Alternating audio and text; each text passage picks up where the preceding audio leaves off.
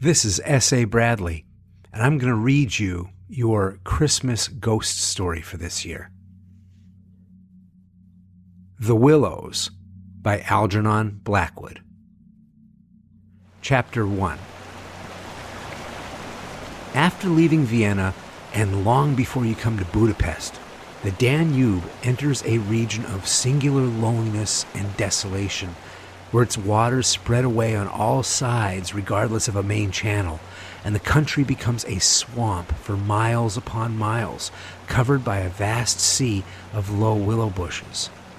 On the big maps, this deserted area is painted in a fluffy blue, growing fainter in color as it leaves the banks, and across it may be seen in large, straggling letters the word Sumpfa, meaning marshes. In high flood, this great acreage of sand, shingle beds, and willow-grown islands is almost topped by the water, but in normal seasons, the bushes bend and rustle in the free winds, showing their silver leaves to the sunshine in an ever-moving plain of bewildering beauty. These willows never attain to the dignity of trees.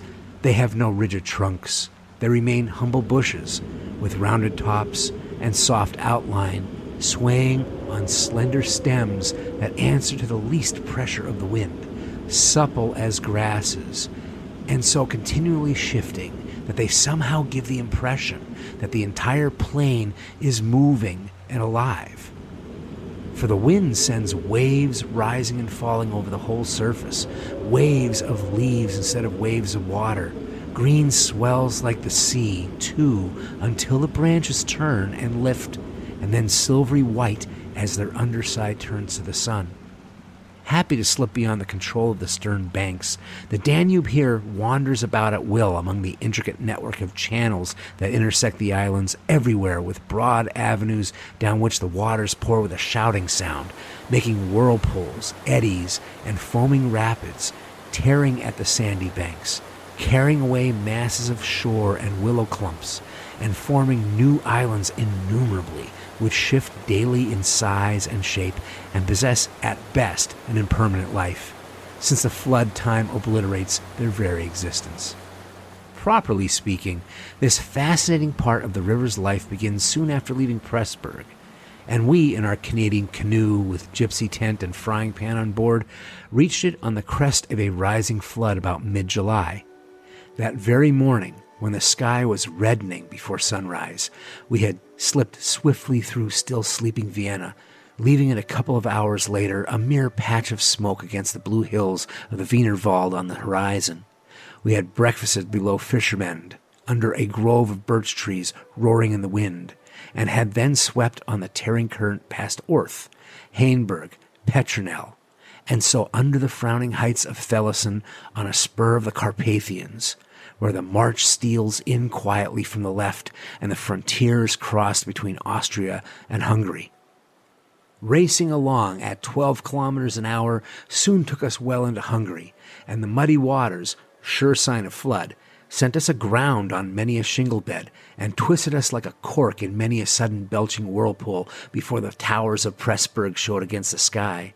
And then the canoe, leaping like a spirited horse, flew at top speed under the gray walls, negotiated safely the sunken chain of the Freelingrand-Brücke ferry, turned the corner sharply to the left, and plunged on yellow foam into the wilderness of islands, sandbanks, and swampland beyond, the land of the Willows. The change came suddenly, as when a series of bioscope pictures snaps down to the streets of a town and shifts without warning into the scenery of lake and forest.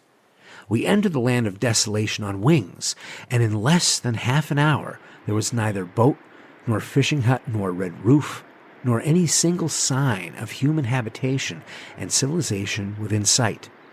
The sense of remoteness from the world of humankind, the utter isolation, the fascination of the singular world of willows, winds, and waters instantly laid its spell upon us both, so that we allowed laughingly to one another that we ought by rights to have held some special kind of passport to admit us, and that we had, somewhat audaciously, come without asking leave into a separate little kingdom of wonder and magic, a kingdom that was reserved for the use of others who had a right to it, with everywhere unwritten warnings to trespassers for those who had the imagination to discover them. Though still early in the afternoon, the ceaseless buffetings of a most tempestuous wind made us feel weary, and we at once began casting about for a suitable camping ground for the night. But the bewildering character of the islands made landing difficult. The swirling flood carried us inshore and then swept us out again. The willow branches tore our hands as we seized them to stop the canoe, and we pulled many a yard of sandy bank into the water before at length we shot with a great sideways blow from the wind into a backwater and managed to breach the bows in a cloud of spray. Then we lay panting and laughing after exertions on the hot yellow sand, sheltered from the wind, and in the full blaze of a scorching sun, a cloudless blue sky above, and an immense army of dancing, shouting willow bushes, closing in from all sides, shining with spray and clapping their 1,000 little hands as though to applaud the success of our efforts. "What a river," I said to my companion, thinking of all the way we had traveled from the source in the Black Forest, and how he had often obliged to wade and push in the upper shallows at the beginning of June. "Won't stand much nonsense now, will it?" he said, pulling the canoe a little further onto safety up the sand and then composing himself for a nap. I lay by his side, happy and peaceful in the bath of the elements, water, wind, sand, and the great fire of the sun, thinking of the long journey that lay behind us, and of the great stretch before us to the Black Sea, and how lucky I was to have such a delightful and charming traveling companion as my friend, the Swede. We had made many similar journeys together, but the Danube, more than any other river I know, impressed us from the very beginning with its aliveness. From its tinily bubbling entry into the world among the pinewood gardens of Donaueschingen until this moment, when it began to play the great river game of losing itself among the deserted swamps, unobserved, unrestrained, it had seemed to us like following the groan of some living creature, sleepy at first, but later developing violent desires as it became conscious of its deep soul. It rolled like some huge fluid being through all the countries we had passed, holding our little craft on its mighty shoulders, playing roughly with us sometimes, yet always friendly and well-meaning, till at length we had come inevitably to regard it as a great personage. How indeed could it be otherwise, since it told us so much of its secret life? At night we heard it singing to the moon as we lay in our tent, uttering that odd sibilant note peculiar to itself and said to be caused by the rapid tearing of the pebbles along its bed, so great is its hurrying speed. We knew, too, the voice of its gurgling whirlpools, suddenly bubbling up on a surface previously quite calm, the roar of its shallows and swift rapids, its constant steady thundering below all mere surface sounds, and that ceaseless tearing of its icy waters at the banks. How it stood up and shouted when the rains fell flat upon its face, and how its laughter roared out when the wind blew upstream and tried to stop its growing speed. We knew all its sounds and voices, its tumblings and foamings, its unnecessary splashing against the bridges, that self-conscious chatter when there were hills to look on, the affected dignity of its speech when it passed through the little towns, far too important to laugh, and all these faint, sweet whisperings when the sun caught it fairly in some slow curve and poured down upon it till the stream rose. It was full of tricks, too, in its early life before the great world knew it. There were places in the upper reaches among the Swabian forests when yet the first whispers of its destiny had not reached it, where it elected to disappear through the holes in the ground, to appear again on the other side of the porous limestone hills and start a new river with another name, leaving, too, so little water its own bed that we had to climb out and wade and push the canoe through miles of shallows. And a chief pleasure in those early days of its irresponsible youth was to lie low like Brer Fox, just before the little turbulent tributaries came to join it from the Alps, and to refuse to acknowledge them when in, but to run for miles, side by side, the dividing line well marked, the very levels different, the Danube utterly declining to recognize the new coming river. Below Passau, however, it gave up this particular trick, for there the inn comes in with a thundering power impossible to ignore, and so pushes and incommodes the parent river that there is hardly room for them in the long, twisting gorge that follows. And the Danube is shoved this way and that against the cliffs, and forced to hurry itself with great waves and much dashing to and fro in order to get through in time. And during the fight, our canoe slipped down from its shoulder to its breast, and had the time of its life among the struggling waves. But the inn taught the old river a lesson, and after Passau, it no longer pretended to ignore new arrivals. This was many days back, of course, and since then we had come to know other aspects of the great creature, and across the Bavarian wheat plain of Straubling we wandered so slowly under the blazing June sun that we could well imagine only the surface inches were water, while below there moved, concealed as by silken mantle, a whole army of undines, passing silently and unseen down to the sea, and very leisurely too, lest they be discovered. Much, too, we forgave her, because of her friendliness to the birds and animals that haunted the shores.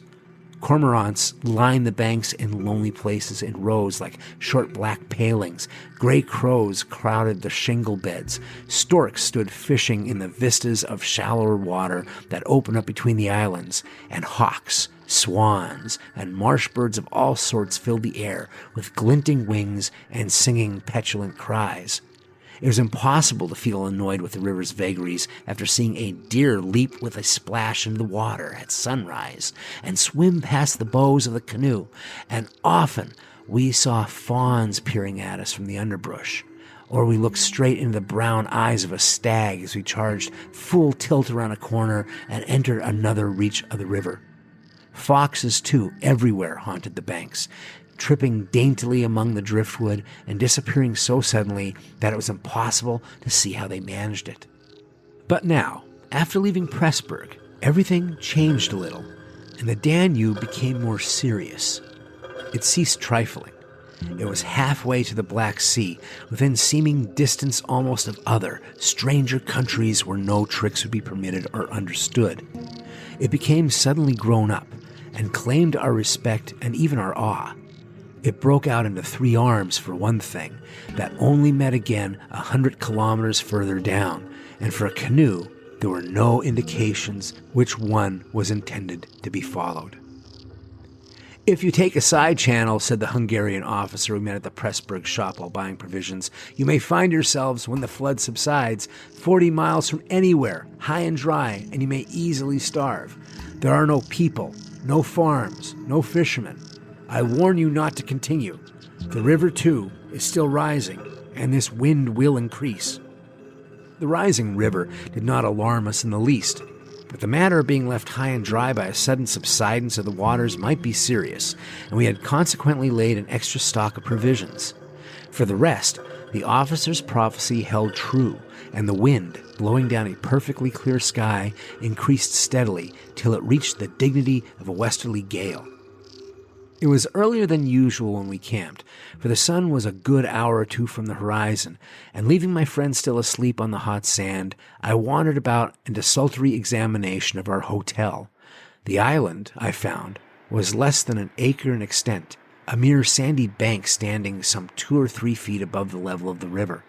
The far end, pointing into the sunset, was covered with flying spray, which the tremendous wind drove off the crests of the broken waves. It was triangular in shape, with the apex upstream.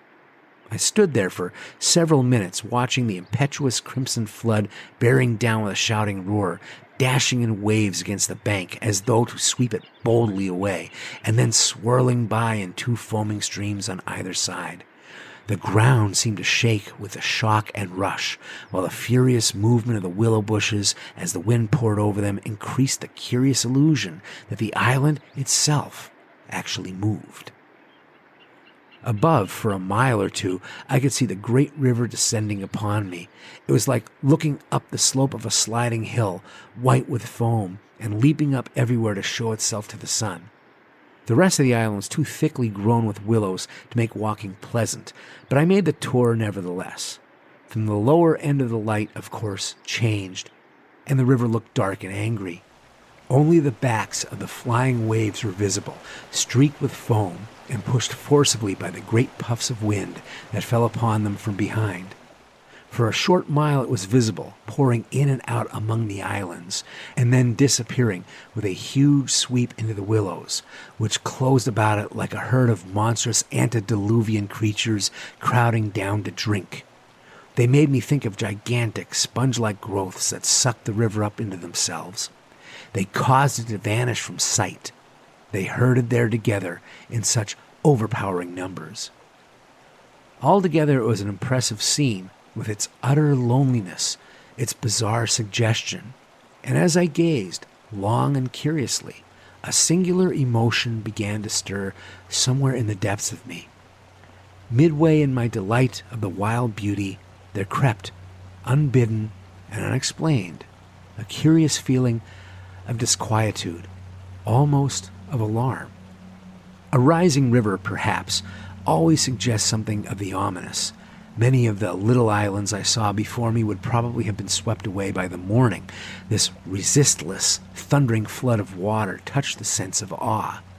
Yet I was aware that my uneasiness lay deeper far than the emotions of awe and wonder. It was not that I felt, nor had it directly to do with the power of the driving wind, this shouting hurricane that might almost carry up a few acres of willows into the air and scatter them like so much chaff over the landscape. The wind was simply enjoying itself, for nothing rose out of the flat landscape to stop it, and I was conscious of sharing its great game with a kind of pleasurable excitement. Yet this novel emotion had nothing to do with the wind. Indeed, so vague was the sense of distress I experienced that it was impossible to trace it to its source and deal with it accordingly, though I was aware somehow that it had to do with my realization of our utter insignificance before this unrestrained power of the elements about me. The huge-grown river had something to do with it too, a vague, unpleasant idea that we had somehow trifled with these great elemental forces in whose power we lay helpless every hour of the day and night. For here, indeed, they were gigantically at play together, and the sight appealed to the imagination. But my emotion, so far as I could understand it, seemed to attach itself more particularly to the willow bushes, to these acres and acres of willows, crowding, so thickly growing there, swarming everywhere the eye could reach, pressing upon the river as though to suffocate it, standing in dense array mile after mile beneath the sky, watching, waiting, listening. And apart quite from the elements, the willows connected themselves subtly with my malaise, attacking the mind insidiously somehow by reason of their vast numbers, and contriving in some way or other to represent to the imagination a new and mighty power, a power, moreover, not altogether friendly to us. Great revelations of nature, of course, never failed to impress in one way or another, and I was no stranger to moods of the kind. Mountains overawe and oceans terrify, while the mystery of great forests exercises a spell peculiarly its own. But all these, at one point or another, somewhere link on intimately with human life and human experience. They stir comprehensible, even if alarming, emotions. They tend, on the whole, to exalt. With this multitude of willows, however, it was something far different, I felt. Some essence emanated from them that besieged the heart, a sense of awe awakened, true, but of awe touched somewhere by a vague terror. Their serried ranks, growing everywhere darker about me as the shadows deepened, moving furiously yet softly in the wind, woke in me the curious and unwelcome suggestion that we had trespassed here upon the borders of an alien world, a world where we were intruders, a world where we were not wanted or invited to remain, where we ran grave risks, perhaps. The feeling, however, though, It refused to yield its meaning entirely to analysis, did not at the time trouble me by passing into menace. Yet it never left me quite, even during the very practical business of putting up the tent in a hurricane of wind and building a fire for the stew pot. It remained just enough to bother and perplex, and to rob a most delightful camping ground of a good portion of its charm. To my companion, however, I said nothing, for he was a man I considered devoid of imagination. In the first place, I could never have explained to him what I meant, and in the second, he would have laughed stupidly at me if I did. There was a slight depression in the center of the island, and here is where we pitched the tent. The surrounding willows broke the wind a bit. "A poor camp," observed the imperturbable Swede when at last the tent stood upright. "No stones and precious little firewood. I'm for moving on early tomorrow, eh? This sand won't hold anything." But the experience of a collapsing tent at midnight had taught us many devices, and we made a cozy gypsy house as safe as possible, and then set about collecting a store of wood to last till bedtime. Willow bushes dropped no branches, and driftwood was our only source of supply. We hunted the shores pretty thoroughly. Everywhere the banks were crumbling as the rising flood tore at them and carried away great portions with a splash and a gurgle. "The island's much smaller than when we landed," said the accurate Swede. "It won't last long at this rate. We better drag the canoe close to the tent and be ready to start at a moment's notice. I shall sleep in my clothes." He was a little distance off, climbing along the bank, and I heard his rather jolly laugh as he spoke. "By Jove," I heard him call a moment later, and turned to see what had caused his exclamation. But for the moment he was hidden by the willows, and I could not find him. "What in the world's this?" I heard him cry again, and this time his voice had become serious. I ran up quickly and joined him on the bank. He's looking over the river, pointing at something in the water. "Good heavens, it's a man's body. Look, a black thing." Turning over and over in the foaming waves, swept rapidly past. It kept disappearing and coming up to the surface again. It was about 20 feet from the shore, and just as it was opposite to where we stood, it lurched around and looked straight at us. We saw its eyes reflecting the sunset and gleaming an odd yellow as the body turned over. Then it gave a swift, gulping plunge and dived out of sight in a flash. "An otter, by God!" we exclaimed in the same breath, laughing. It was an otter, alive and out on the hunt, yet it had looked exactly like the body of a drowned man turning helplessly in the current. Far below, it came to the surface once again, and we saw its black skin wet and shining in the sunlight. Then, too, just as we turned back, our arms full of driftwood, another thing happened to recall us to the riverbank. This time, it really was a man, and what was more, a man in a boat. Now, a small boat on the Danube was an unusual sight at any time, but here in this deserted region, and at flood time, it was so unexpected as to constitute a real event. We stood and stared. Whether it was due to the slanting sunlight or the refraction from the wonderfully illumined water, I cannot say. But whatever the cause, I found it difficult to focus my sight properly upon the flying apparition. It seemed, however, to be a man standing upright in a sort of flat-bottomed boat, steering with a long oar and being carried down the opposite shore at a tremendous pace. He apparently was looking across in our direction, but the distance was too great and the light too uncertain for us to make out very plainly what he was about. It seemed to me that he was gesticulating and making signs at us. His voice came across the water to us, shouting something furiously, but the wind drowned it so that no single word was audible. There was something curious about the whole appearance. Man, boat, signs, voice, that made an impression on me out of all proportion to its cause. "He's crossing himself," I cried. "Look, he's making the sign of the cross."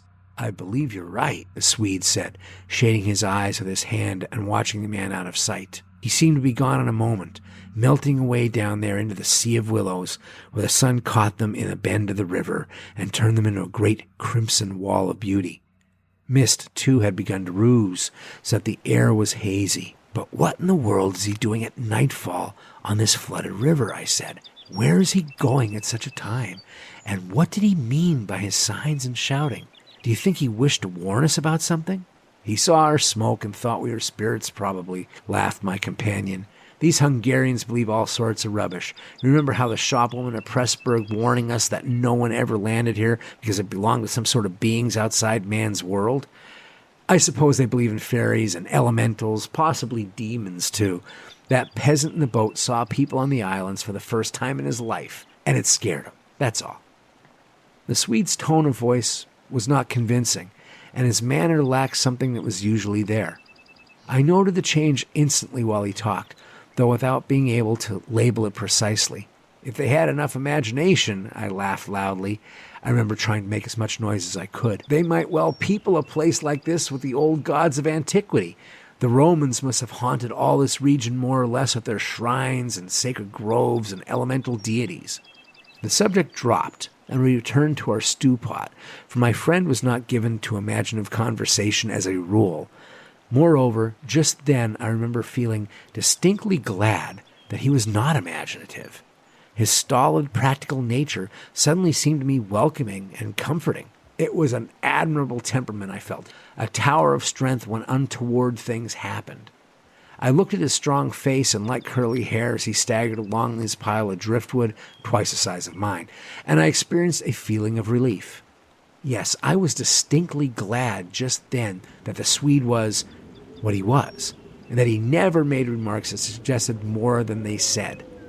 The river is still rising, though, he added, as if following out some thoughts of his own, and dropping his load with a gasp. This island will be under water in 2 days if it goes on. I wish the wind would go down, I said. I don't care a fig for the river. The flood, indeed, had no terrors for us. We could get off at 10 minutes' notice, and the more water, the better we liked it. It meant an increasing current and the obliteration of the treacherous shingle beds that so often threatened to tear the bottom out of our canoe. Contrary to our expectations, the wind did not go down with the sun. It seemed to increase with the darkness, howling overhead and shaking the willows round us like straws. Curious sounds accompanied it sometimes, like the explosion of heavy guns, and it fell upon the water and the island in great flat blows of immense power. It made me think of the sounds a planet must make, could we only hear it, driving along through space. But the sky kept wholly clear of clouds, and soon after supper the full moon rose up in the east and covered the river and the plain of shouting willows with a light like the day. We lay on the sandy patch beside the fire, smoking, listening to the noises of the night round us, and talking happily of the journey we had already made, and of our plans ahead. The map lay spread on the door of the tent, but the high wind made it so hard to study, and presently we lowered the curtain and extinguished the lantern. The firelight was enough to smoke and see each other's faces by, and the sparks flew about overhead like fireworks. A few yards beyond, the river gurgled and hissed, and from time to time a heavy splash announced the falling away of further portions of the bank. Our talk, I noticed, had to do with the faraway scenes and incidents of our first camps in the Black Forest, or of other subjects altogether remote from the present setting, for neither of us spoke of the actual moment more than was necessary, almost as though we had agreed tacitly to avoid discussion of the camp and its incidents. Neither the otter nor the boatman, for instance, received the honor of a single mention, though ordinarily these would have furnished discussion for the greater part of the evening. They were, of course, distinct events in such a place. The scarcity of wood made it a business to keep the fire going, for the wind that drove the smoke on our faces wherever we sat helped at the same time to make a forced draught. We took it in turn to make some foraging expeditions into the darkness, and the quantity the Swede brought back always made me feel he took an absurdly long time finding it, for the fact was I did not care much about being left alone, and yet it always seemed to be my turn to grub about among the bushes or scramble along the slippery banks in the moonlight. The long day's battle with wind and water, such wind and water, had tired us both, and an early bed was the obvious program. Yet neither of us made the move for the tent. We lay there, tending the fire, talking in desultory fashion, peering about us into the dense willow bushes, and listening to the thunder of wind and river. The loneliness of the place had entered our very bones. The silence seemed natural, for after a bit, the sound of our voices became a trifle unreal and forced. Whispering would have been the fitting mode of communication, and the human voice, always rather absurd amid the roar of the elements, now carried with it something almost illegitimate. It was like talking out loud in church, or in some place where it was not lawful, perhaps not quite safe, to be overheard. The eeriness of this lonely island, set among a million willows, swept by a hurricane and surrounded by hurrying deep waters, touched us both, I fancy. Untrodden by man, almost unknown to man, it lay there beneath the moon, remote from human influence, on the frontier of another world, an alien world, a world tenanted by willows only and the souls of willows.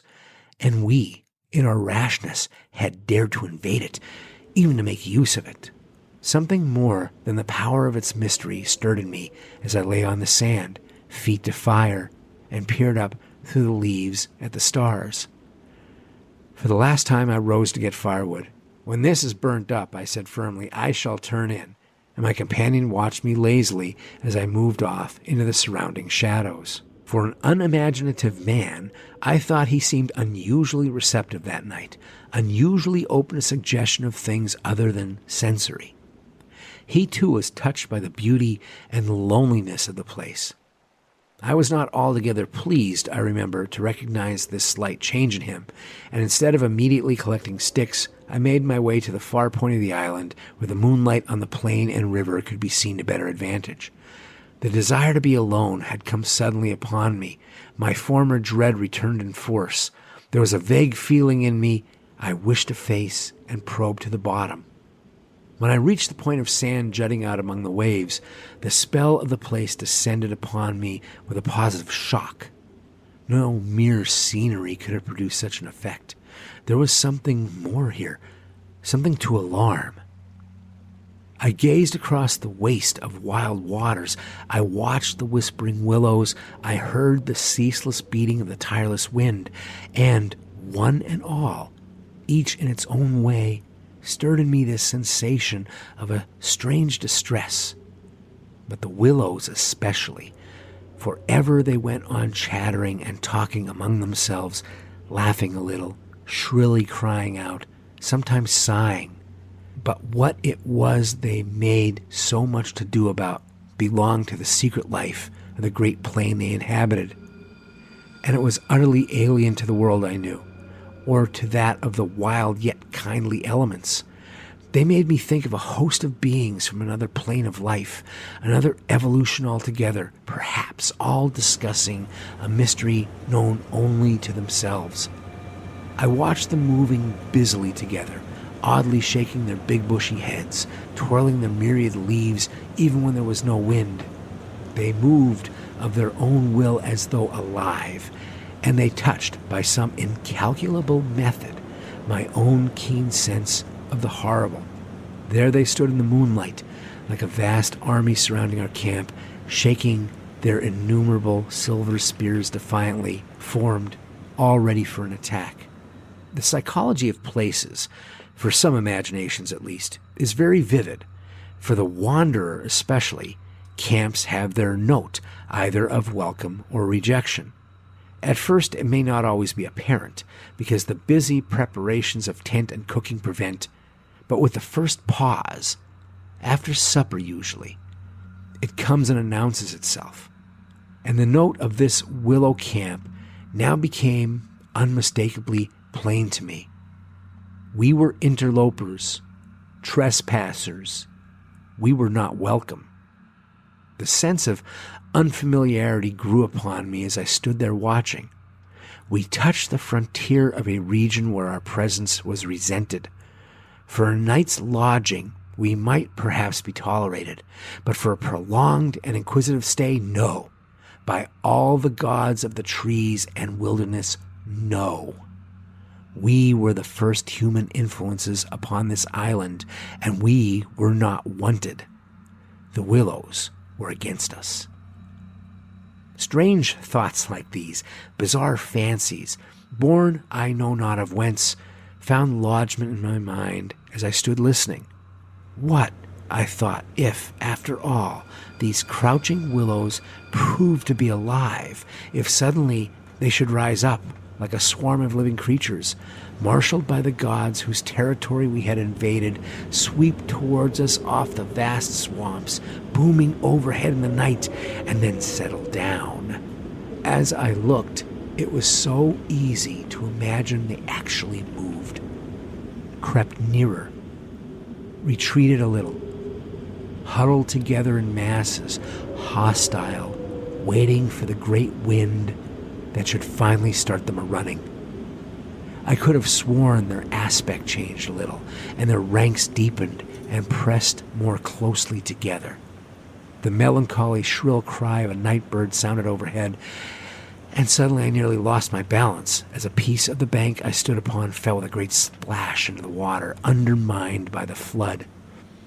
I stepped back just in time and went on hunting for firewood again, half laughing at the odd fancies that crowded so thickly into my mind and cast their spell upon me. I recalled the Swede's remark about moving on next day, and I was just thinking that I fully agreed with him, when I turned with a start and saw the subject of my thoughts standing immediately in front of me. He was quite close. The roar of the elements had covered his approach. Chapter 2.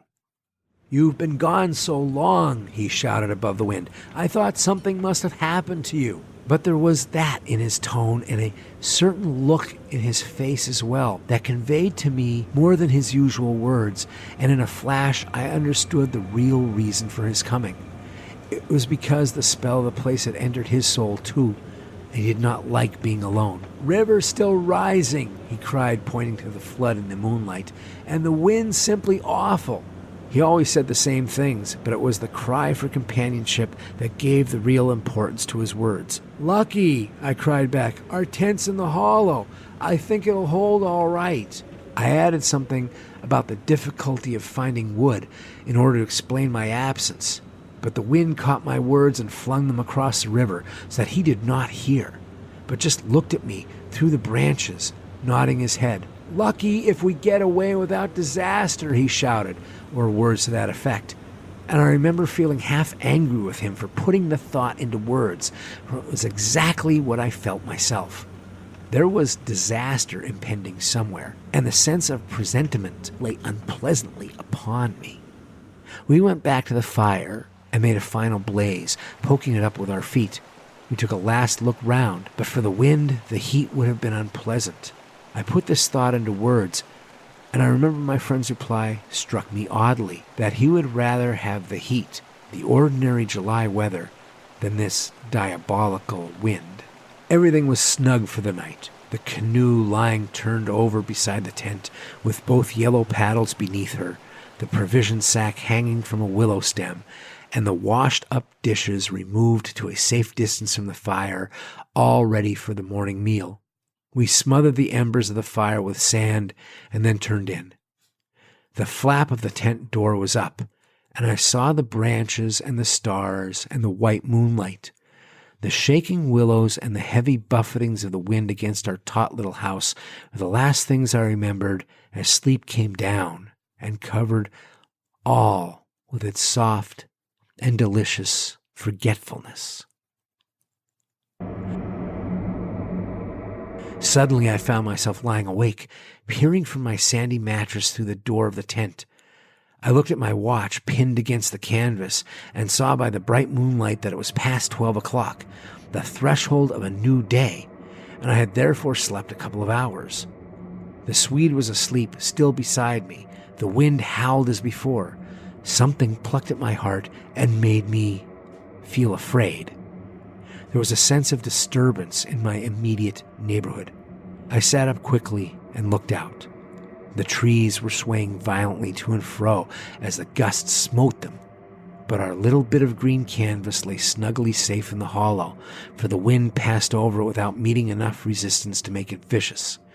The feeling of disquietude did not pass, however, and I crawled quietly out of the tent to see if our belongings were safe. I moved carefully, as so to not waken my companion. A curious excitement was on me. I was halfway out, kneeling on all fours, when my eye first took in that the tops of the bushes opposite, with their moving tracery of leaves, made shapes against the sky. I sat back on my haunches and stared.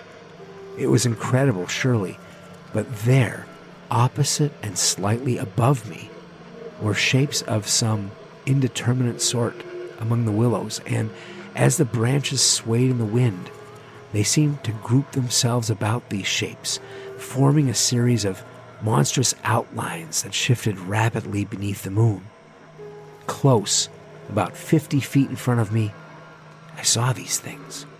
My first instinct was to waken my companion, that he too might see them, but something made me hesitate, the sudden realization, probably, that I should not welcome corroboration, and meanwhile I crouched there staring in amazement with smarting eyes. I was wide awake. I remember saying to myself that I was not dreaming. They first became properly visible, these huge figures, just within the tops of the bushes, immense, bronze-colored, moving and wholly independent of the swaying of the branches.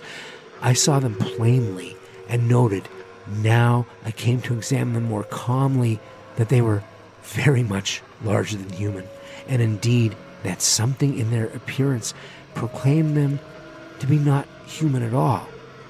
Certainly they were not merely the moving tracery of the branches against the moonlight. They shifted independently.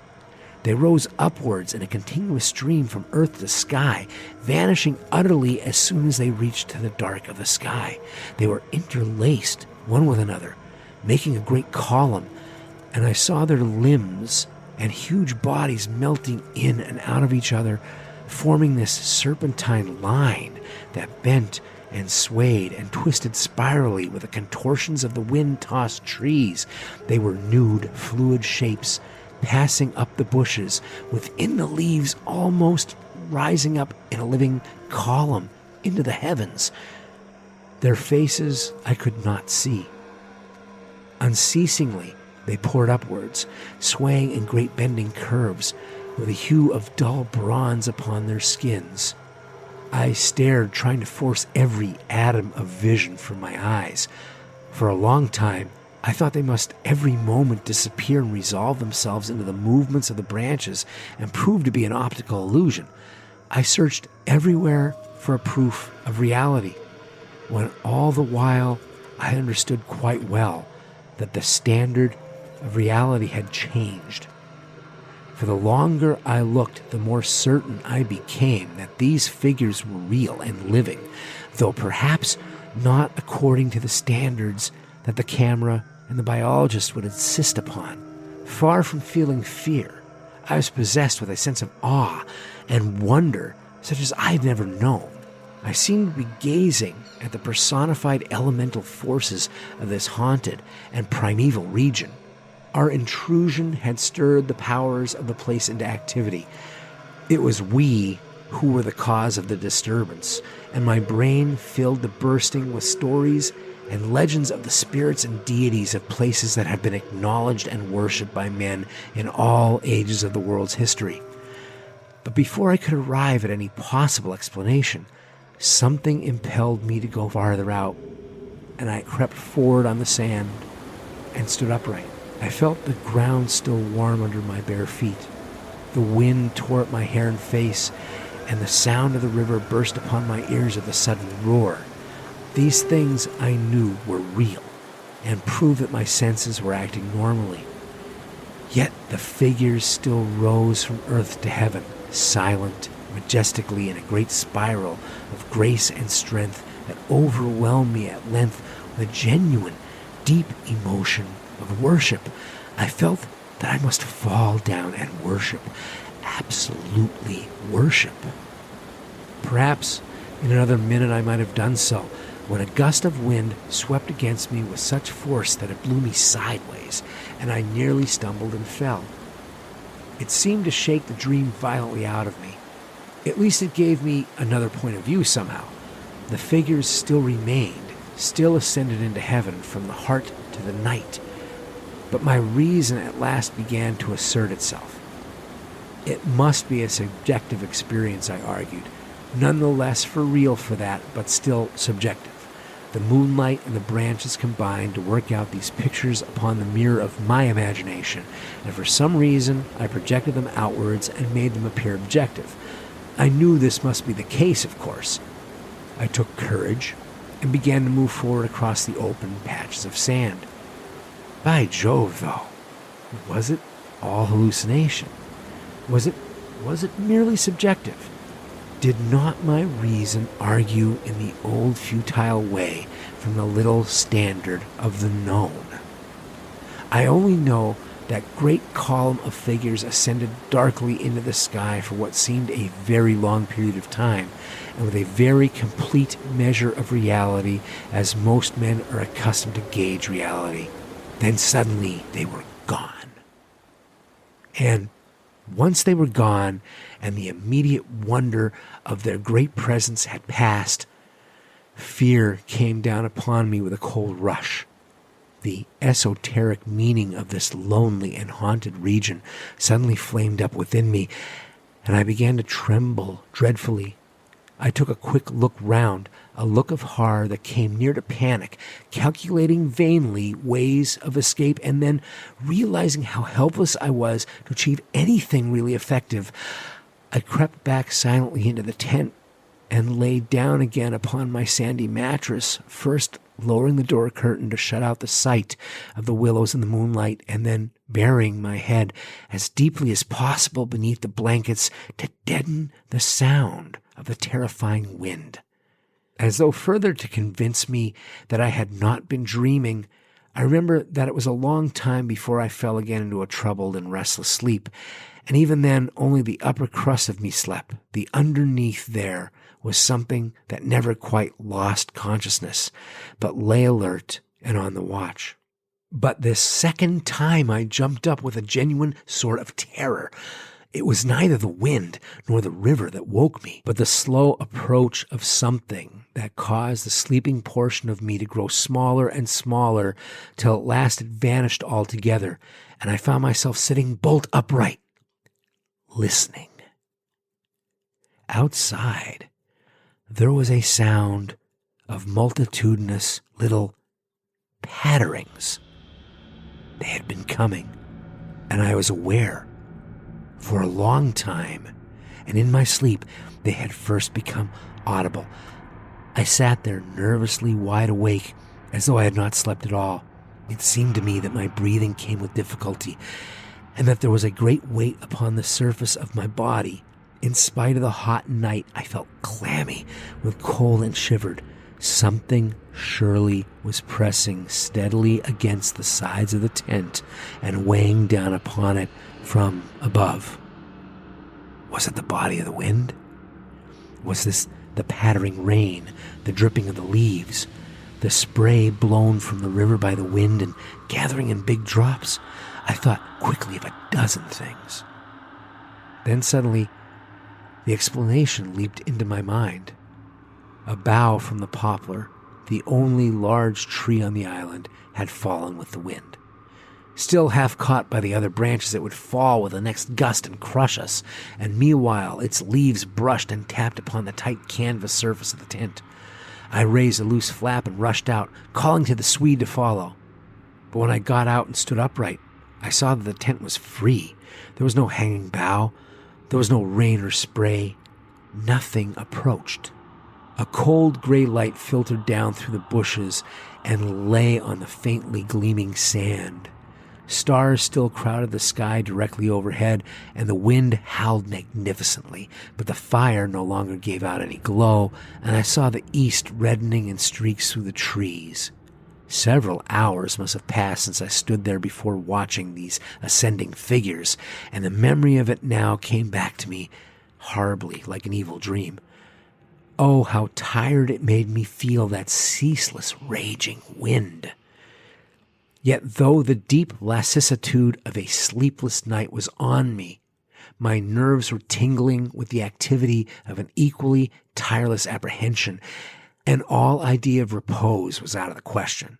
The river, I saw, had risen further. Its thunder filled the air, and a fine spray made itself felt through my thin sleeping shirt. Yet nowhere did I discover the slightest evidence of anything to cause alarm. This deep, prolonged disturbance in my heart remained wholly unaccounted for.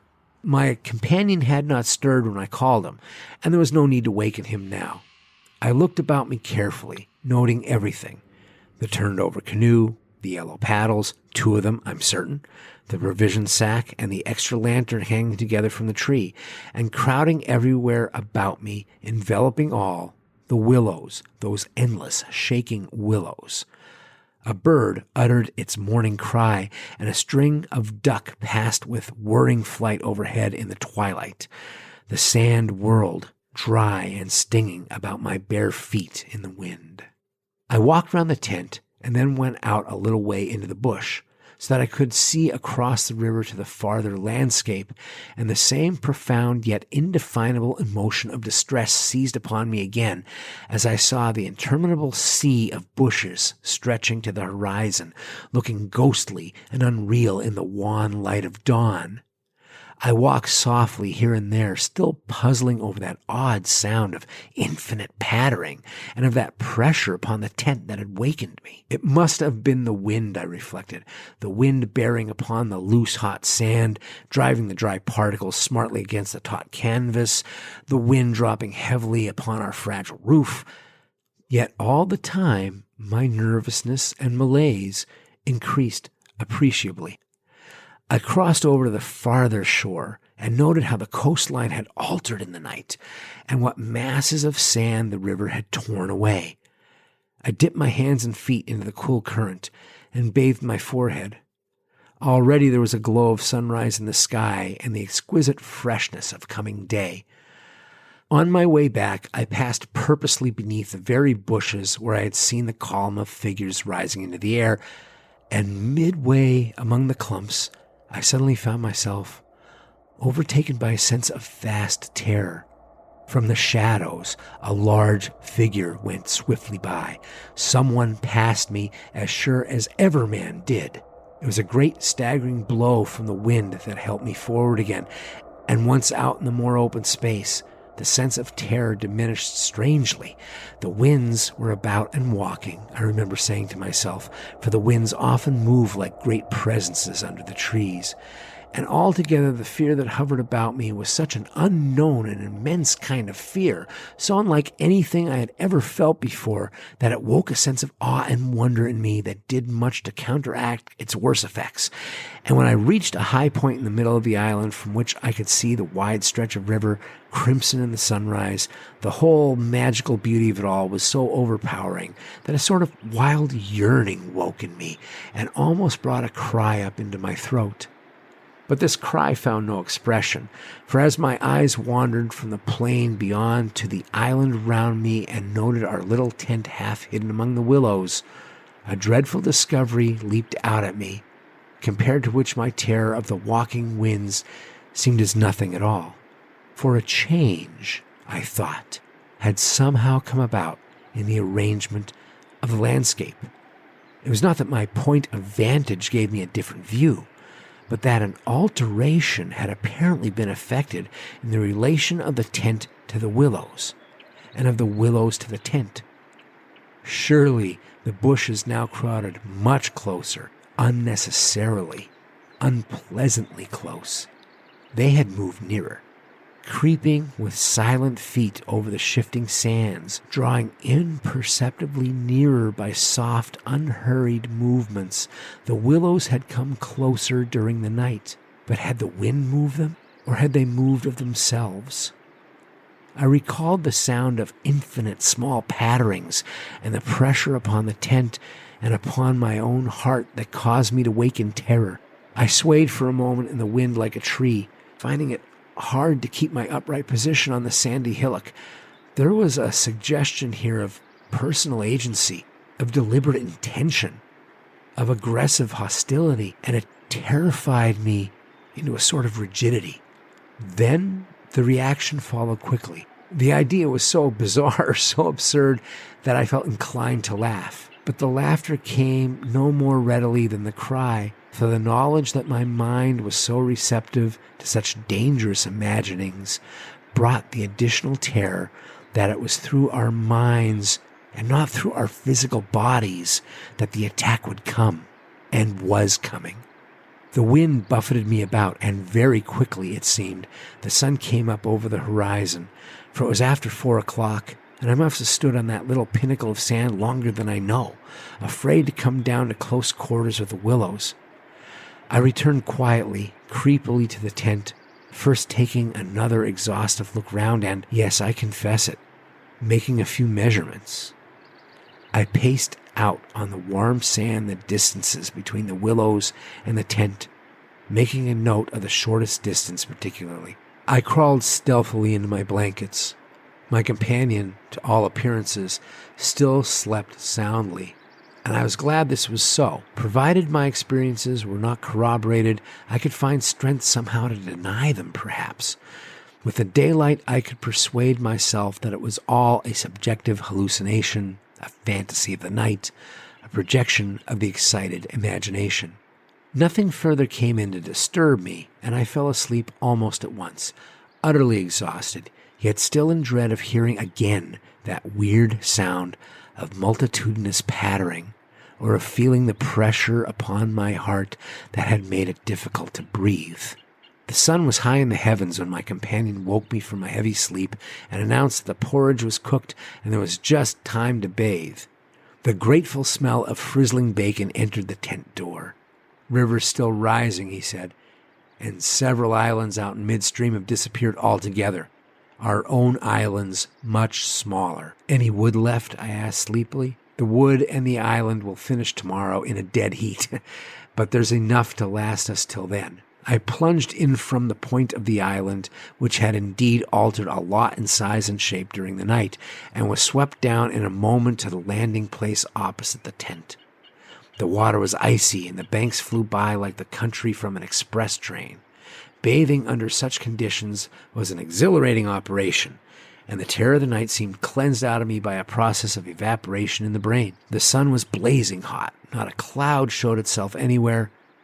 The wind, however, had not abated one little jot. Quite suddenly, then the implied meaning of the Swede's words flashed across me, showing that he no longer wished to leave post-haste, and had changed his mind. Enough to last till tomorrow. He assumed we should stay on the island another night. It struck me as odd. The night before he was so positive the other way. How had the change come about? Great crumblings of the bank occurred at breakfast, with heavy splashings and clouds of spray which the wind brought into our frying pan, and my fellow traveler talked incessantly about the difficulty the Vienna Pest steamers must have to find the channel in flood. But the state of his mind interested and impressed me far more than the state of the river or the difficulties of the steamers. He had changed somehow since the evening before. His manner was different, a trifle excited, a trifle shy, with a sort of suspicion about his voice and his gestures. I hardly know how to describe it now in cold blood, but at the time, I remember being quite certain of one thing, that he had become frightened. He ate very little breakfast, and for once omitted to smoke his pipe. He had the map spread open beside him, and kept studying its markings. "We'd better get off sharp in an hour," I said presently, feeling for an opening that must bring him indirectly to a partial confession at any rate. And his answer puzzled me uncomfortably. "Rather, if they'll let us." "Who'll let us? The elements?" I asked quickly. "The powers of this awful place. Whoever they are," he replied, keeping his eyes on the map. "The gods are here, if they are anywhere at all in the world." "The elements are always the true immortals," I replied, laughing as naturally as I could manage, yet knowing quite well that my face reflected my true feelings when he looked up gravely at me and spoke across the smoke. "We shall be fortunate if we get away without further disaster." This was exactly what I had dreaded, and I screwed myself up to the point of the direct question. It was like agreeing to allow the dentist to extract the tooth. It had come anyhow in the long run, and the rest was all pretense. Further disaster? Why? What's happened? "Well, for one thing, the steering paddle's gone," he said quietly. "The steering paddle gone?" I repeated, greatly excited, for this was our rudder, and the Danube in flood without a rudder was suicide. "But what? And there's a tear in the bottom of the canoe," he added, with a genuine little tremor in his voice. I continued staring at him, able only to repeat the words in his face somewhat foolishly. There in the heat of the sun, and on this burning sand, I was aware of a freezing atmosphere descending around us. I got up to follow him, for he merely nodded his head gravely and led the way towards the tent a few yards on the other side of the fireplace. The canoe still lay there as I had last seen her in the night, ribs uppermost, the paddles, or rather the paddle, on the sand beside her. "There's only one," he said, stooping to pick it up, "and here's the rent in the baseboard." There was a long, finely made tear in the bottom of the canoe where a little slither of wood had been neatly taken clean out. It looked as if the tooth of a sharp rock or snag had eaten down her length, and investigation showed that the hole went through. Had we launched out in her without observing it, we must inevitably have foundered. At first the water would have made the wood swell so as to close the hole, but once out in midstream, the water must have poured in, and the canoe, never more than 2 inches above the surface, would have filled and sunk very rapidly. "There, you see an attempt to prepare a victim for the sacrifice. 2 victims, rather," he added as he bent over and ran his fingers along the slit. I began to whistle, the thing I always do unconsciously when utterly nonplussed, and purposely paid no attention to his words. I was determined to consider them foolish. "It wasn't there last night," he said presently, straightening up from his examination and looking anywhere but at me. "We must have scratched her in landing, of course," I stopped whistling to say. "The stones are very sharp." I stopped abruptly, for at that moment he turned round and met my eye squarely. I knew just as well as he did how impossible my explanation was. There were no stones to begin with. "And then there's this to explain too," he added quietly, handing me the paddle and pointing to the blade. A new and curious emotion spread freezingly over me as I took and examined it. The blade was scraped down all over, beautifully scraped, as though someone had sandpapered it with care, making it so thin that the first vigorous stroke must have snapped it off at the elbow. "One of us walked in his sleep and did this thing," I said feebly, or it has been filed by the constant stream of sand particles blown against it by the wind, perhaps." "Ah," said the Swede, turning away. "You can explain everything. The same wind that caught the steering paddle and flung it so near the bank that it fell in with the next clump that crumbled," I called out after him, absolutely determined to find an explanation for everything he showed me. "I see," he shouted back, turning his head to look at me before disappearing among the willow bushes. Once alone with these perplexing evidences of personal agency, I think my first thoughts took the form of, one of us must have done this thing, and it certainly was not I. But my second thought decided how impossible it was to suppose, under all the circumstances, that either of us had done it. That my companion, the trusted friend of a dozen similar expeditions, could have knowingly had a hand in it, was a suggestion not to be entertained for a moment. Equally absurd seemed the explanation that this imperturbable and densely practical nature had suddenly become insane and was busied with insane purposes. Yet the fact remained that what disturbed me most and kept my fear actively alive even in this blaze of sunshine and wild beauty was the clear certainty that some curious alteration had come about in his mind, that he was nervous, timid, suspicious, aware of goings-on he did not speak about, watching a series of secret and hitherto unmentionable events, waiting, in a word, for a climax that he expected, and I thought expected very soon. This grew up in my mind intuitively, and I hardly knew how. I made a hurried examination of the tent and its surroundings, but the measurements of the night remained the same.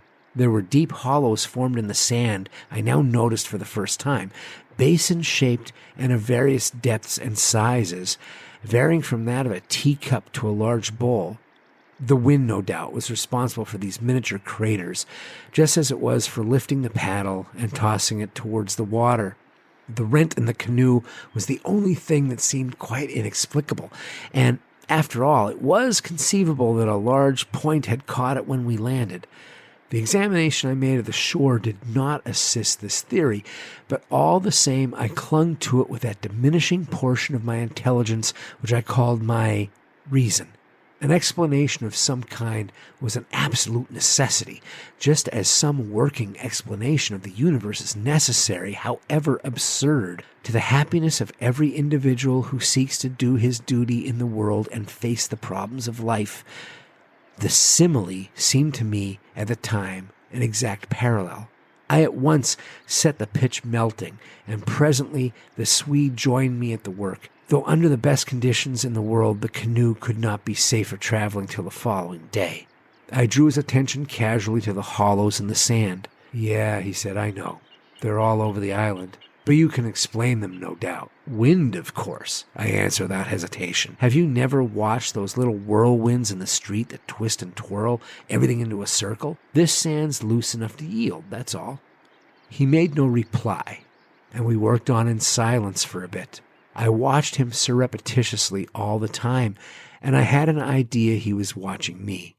He seemed, too, to be always listening attentively to something I could not hear, or perhaps for something that he expected to hear, for he kept turning about and staring into the bushes, and up into the sky, and out across the water where it was visible through the openings among the willows. Sometimes he even put his hand to his ear and held it there for several minutes. He said nothing to me, however, about it, and I asked no questions. And meanwhile, I was glad to notice his absorption in the work, for there was a vague dread in my heart that he would speak of the changed aspect of the willows, and if he had noticed that, my imagination could no longer be held a sufficient explanation of it. Chapter 3. At length, after a long pause, he began to talk. "Queer thing," he added in a hurried sort of voice, as though he wanted to say something and get it over. "Queer thing. I mean about that otter last night." I had expected something so totally different that he caught me with surprise, and I looked up sharply. "Shows how lonely this place is. Otters are awfully shy things." "I don't mean that, of course," he interrupted. "I mean, did you think it really was an otter?" "What else, in the name of heaven? What else?" "You know, I saw it before you did, and at first it seemed so much bigger than an otter. The sunset, as you looked upstream, magnified it or something," I replied. He looked at me absently for a moment, as though his mind were busy with other thoughts. "It had such extraordinary yellow eyes," he went on half to himself. "That was the sun, too. I suppose you'll wonder next at that fellow in the boat." I suddenly decided not to finish the sentence. He was in the act again of listening, turning his head to the wind, and something in the expression on his face made me halt. The subject dropped, and we went on with our caulking. Apparently, he had not noticed my unfinished sentence. 5 minutes later, however, he looked at me across the canoe, the smoking pitch in his hand, his face exceedingly grave. I did rather wonder, if you want to know, what that thing in the boat was. I remember thinking at the time it was not a man. The whole business seemed to rise quite suddenly out of the water. I laughed again boisterously in his face, but this time there was impatience and a strain of anger, too, in my feeling. "Look here now. This place is quite queer enough without going out of our way to imagine things. That boat was an ordinary boat, and the man in it was an ordinary man, and they were both going downstream as fast as they could lick, and that otter was an otter, so don't let's play the fool about it." He looked steadily at me with the same grave expression. He was not in the least annoyed. I took courage from his silence. "And for heaven's sake, don't keep pretending to hear things, because it only gives me the jumps, and there's nothing to hear but the river and this cursed old thundering wind." "You fool," he answered in a low, shocked voice. "You utter fool. That's just the way all victims talk. As if you didn't understand just as well as I do." He sneered with scorn in his voice and a sort of resignation. "The best thing you can do is to keep quiet and try to hold your mind as firm as possible. This feeble attempt at self-deception only makes the truth harder when you're going to be forced to meet it." My little effort was over, and I found nothing more to say, for I knew quite well his words were true, and that I was the fool, not he. Up to a certain stage in the adventure, he kept ahead of me easily, and I think I felt annoyed to be out of it, to be thus proved less psychic, less sensitive than himself to these extraordinary happenings, and half ignorant all the time of what was going on under my very nose. He knew from the very beginning, apparently, but at the moment I wholly missed the point of his words about the necessity of there being a victim, and that we ourselves were destined to satisfy the want. I dropped all pretense thenceforward, but thenceforward likewise my fear increased steadily to the climax. "But you're quite right about one thing," he added before the subject passed, "and that is that we're wiser not to talk about it or even to think about it, because what one thinks finds expression in words, and what one says happens."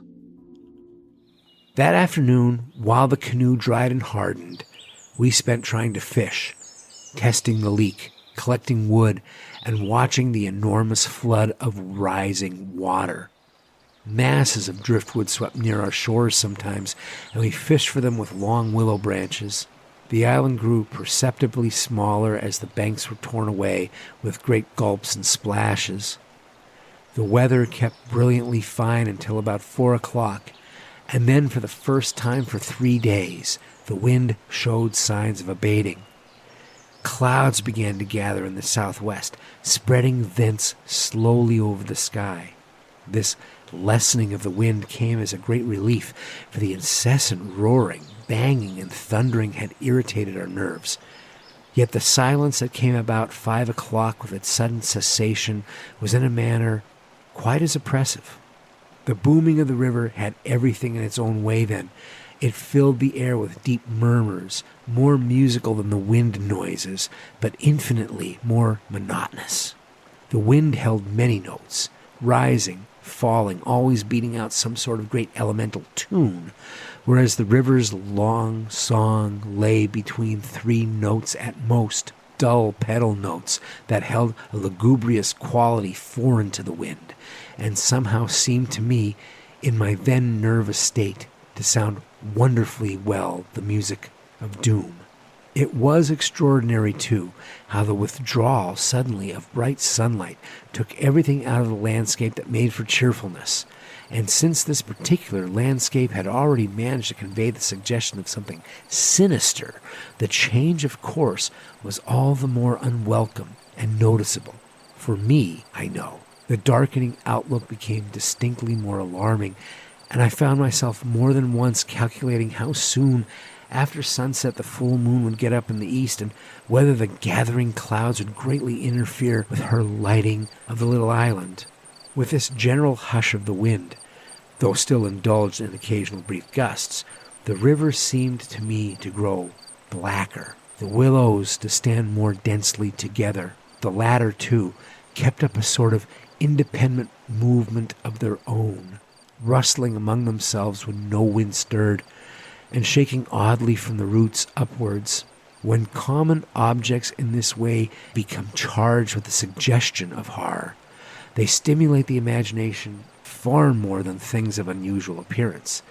And these bushes, crowding, huddled about us, assumed for me in the darkness a bizarre grotesquerie of appearance that lent to them somehow the aspect of purposeful and living creatures. Their very ordinariness, I felt, masked what was malignant and hostile to us. The forces of the region drew nearer with this coming of night. They were focusing upon our island, and more particularly upon ourselves. For thus, somehow, in the terms of the imagination, did my really indescribable sensations in this extraordinary place present themselves. I had slept a good deal in the early afternoon, and had thus recovered somewhat from the exhaustion of a disturbed night, but this only served apparently to render me more susceptible than before to the obsessing spell of the haunting. I fought against it, laughing at my feelings as absurd and childish with every obvious physiological explanation, yet, in spite of every effort, they gained in strength upon me, so that I dreaded the night as a child lost in a forest must dread the approach of darkness. The canoe we had carefully covered with a waterproof sheet during the day, and the one remaining paddle had been securely tied by the Swede to the base of a tree, lest the wind should rob us of that too. From 5 o'clock onwards, I busied myself with the stew pot and preparations for dinner, it being my turn to cook that night. We had potatoes, onions, bits of bacon fat to add flavor, and a general thick residue from former stews at the bottom of the pot. With black bread broken up into it, the result was most excellent, and it was followed by a stew of plums with sugar and a brew of strong tea with dried milk. A good pile of wood lay close at hand, and the absence of wind made my duties easy. My companion sat lazily watching me, dividing his attentions between cleaning his pipe and giving useless advice, an admitted privilege of the off-duty man. He had been very quiet all the afternoon, engaged in recalking the canoe, strengthening the tent ropes, and fishing for driftwood while I slept. No more talk about undesirable things had passed between us, and I think his only remarks had to do with the gradual destruction of the island, which he declared was not fully a third smaller than when we first landed. The pot had just begun to bubble when I heard his voice calling me from the bank, where he had wandered away without my noticing. I ran up. "Come and listen, and see what you make of it." He held his hand cup-wise to his ear, as so often before. "Now, do you hear anything?" We stood there, listening attentively together. At first, I heard only the deep note of the water and the hissings rising from its turbulent surface. The willows, for once, were motionless and silent. Then a sound began to reach my ears faintly. A peculiar sound, something like a humming of a distant gong. It seemed to come across to us in the darkness from the waste of swamps and willows opposite. It was repeated at regular intervals, but it was clearly neither the sound of a bell nor the hooting of a distant steamer. I can liken it to nothing so much as to the sound of an immense gong suspended far up in the sky, repeating incessantly its muffled metallic note, soft and musical, as it was repeatedly struck. My heart quickened as I listened. "I've heard it all day," said my companion. "While you slept this afternoon, it came all round the island. I hunted it down, but could never get near enough to see to localize it correctly. Sometimes it was overhead, sometimes it seemed under the water. Once or twice, too, I could have sworn it was not outside at all, but within myself, you know, the way a sound in the fourth dimension is supposed to come." I was too much puzzled to pay much attention to his words. I listened carefully, striving to associate it with any known familiar sound I could think of, but without success. I changed in the direction, too, coming nearer and then sinking utterly away into remote distance. I cannot say that it was ominous in quality, because to me it seemed distinctly musical, yet I must admit it set going a distressing feeling that made me wish I had never heard it. "The wind blowing in those sand funnels," I said, determined to find an explanation. "Or the bushes rubbing together after the storm, perhaps." "It comes off the whole swamp," my friend answered. "It comes from everywhere at once." He ignored my explanations. "It comes from the willow bushes somehow." "But now the wind has dropped," I objected. "The willows can hardly make a noise by themselves, can they?" His answer frightened me, first because I had dreaded it, and secondly because I knew intuitively it was true. It is because the wind has dropped we now hear it. It was drowned before. It is the cry, I believe, of the... I dashed back to my fire, warned by the sound of bubbling that the stew was in danger, but determined at the same time to escape further conversation. I was resolute, if possible, to avoid the exchanging of views. I dreaded, too, that he would begin about the gods or the elemental forces or something else disquieting, and I wanted to keep myself well in hand for what might happen later. There was another night to be faced before we escaped from this distressing place, and there was no knowing yet what it might bring forth. "Come and cut up a bread for the pot," I called to him, vigorously stirring the appetizing mixture. That stew pot held sanity for us, and the thought made me laugh. He came over slowly and took the provision sack from the tree, fumbling in its mysterious depths, and then emptying the entire contents upon the ground sheet at his feet. "Hurry up," I cried, "it's boiling." The Swede burst out into a roar of laughter that startled me. It was forced laughter, not artificial exactly, but mirthless. "There's nothing here," he shouted, holding his sides. "Bread, I mean. It's gone. There is no bread. They've taken it." I dropped the long spoon and ran up. Everything the sack had contained lay upon the ground sheet, but there was no loaf. The whole dead weight of my growing fear fell upon me and shook me. Then I burst out laughing too. It was the only thing to do, and the sound of my laughter also made me understand the stain of psychical pressure caused at this explosion of unnatural laughter in both of us. It was an effort of repressed forces to seek relief. It was a temporary safety valve, and with both of us, it ceased quite suddenly. "How criminally stupid of me," I cried, still determined to be consistent and find an explanation. "I clean forgot to buy a loaf of Pressburg. That chattering woman put everything out of my head, and I must have left it lying on the counter, or the oatmeal, too, is much less than it was this morning," the Swede interrupted. Why in the world need he draw attention to it, I thought angrily. "There's enough for tomorrow," I said, stirring vigorously, "and we can get lots more at Comeron or Gran. In 24 hours, we shall be miles from here." "I hope so. To God," he muttered, putting things back into the sack, "unless we're claimed first as victims for the sacrifice." He dragged the sack into the tent, for safety's sake, I suppose, and I heard him mumbling to himself, but so indistinctly that it seemed quite natural for me to ignore his words. Our meal was beyond question a gloomy one, and we ate it almost in silence, avoiding one another's eyes and keeping the fire bright. Then we washed up and prepared for the night, and once smoking, our minds unoccupied with any definite duties, the apprehension I had felt all day long became more and more acute. It was not then active fear, I think, but the very vagueness of its origin distressed me far more than if I had been able to tick it and face it squarely. The curious sound I have likened to the note of a gong became now almost incessant, and filled the stillness of the night with a faint, continuous ringing rather than a series of distinct notes. At one time it was behind, and at another time in front of us. Sometimes I fancied it came from the bushes on our left, and then again from the clumps on our right. More often it hovered directly overhead like a whirring of wings. It was really everywhere at once, behind, in front, at our sides, and over our heads, completely surrounding us. The sound really defies description, but nothing within my knowledge is like that ceaseless, muffled humming rising off the deserted world of swamps and willows. We sat smoking in comparative silence, the strain growing every minute greater.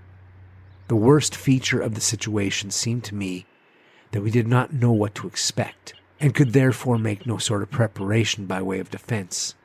We could anticipate nothing. My explanations made in the sunshine, moreover, now came to haunt me with their foolish and wholly unsatisfactory nature, and it was more and more clear to us that some kind of plain talk with my companion was inevitable, whether I liked it or not. After all, we had to spend the night together and to sleep in the same tent side by side.